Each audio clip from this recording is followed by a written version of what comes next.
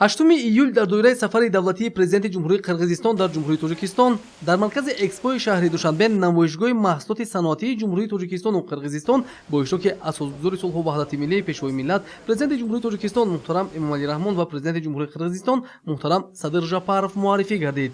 сарони давлатҳо муҳтарам Эмомалӣ Раҳмон ва муҳтарам Садыр Жапаров аз намоишгоҳ дидан намуда бо маҳсулоти истеҳсолкардаи ширкатҳои саноатии Тоҷикистон ва Қирғизистон шинос шуданд.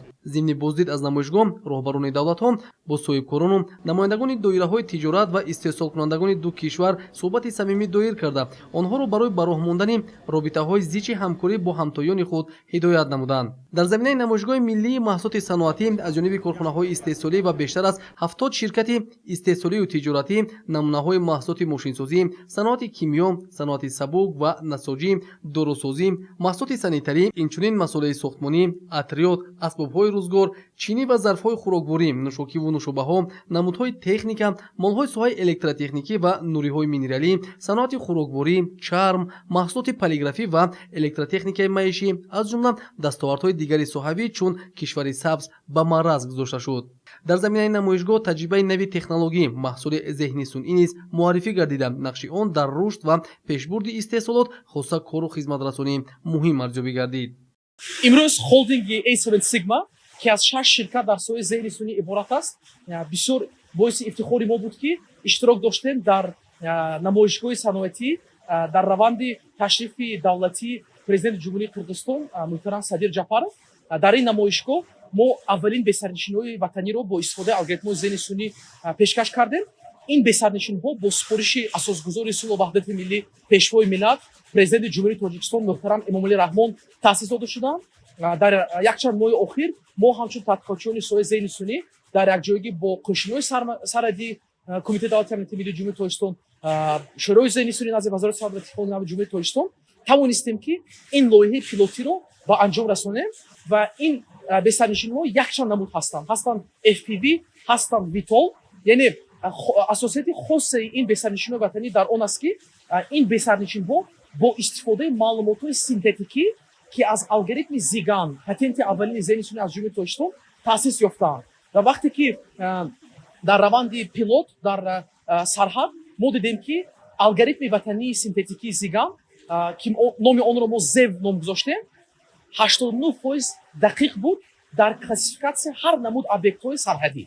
ва ин онро нишон медиҳад ки имрӯз аллакай тадқиқотчиёни ватанӣ дар соҳаи зеҳни сунъӣ тавонистанд ки як пешкаш кунанд алгоритми муҳимро барои бехатарии сарҳадҳои мамлакат. фазои ҳусни тафоҳум, ҳамроҳӣ ва мавқеъгирии созанда муносибатҳои иқтисодиву тиҷоратии ҷумҳуриҳои Тоҷикистону Қирғизистон ки дар заминаи рафоқати байни ҳам ва эҳсоси баланди дӯстӣ асоснок гардидааст то рафт ба сатҳу сифати нав мерасад. президенти ҷумҳурии Тоҷикистон муҳтарам Эмомалӣ Раҳмон бо президенти ҷумҳурии Қирғизистон муҳтарам Садыр Жапаров дар гӯшаҳои намоишӣ бо имконоту намунаҳои иқтидори истеҳсолӣ шинос шуда барои таъсиси корхонаҳои муштараки саноатӣ, воридоту содироти маҳсулот ба кишварҳои ҳамдигар ва баҳри афзоиши ҳаҷми гардиши мол байни Тоҷикистону Қирғизистон маслиҳатҳои муфид доданд.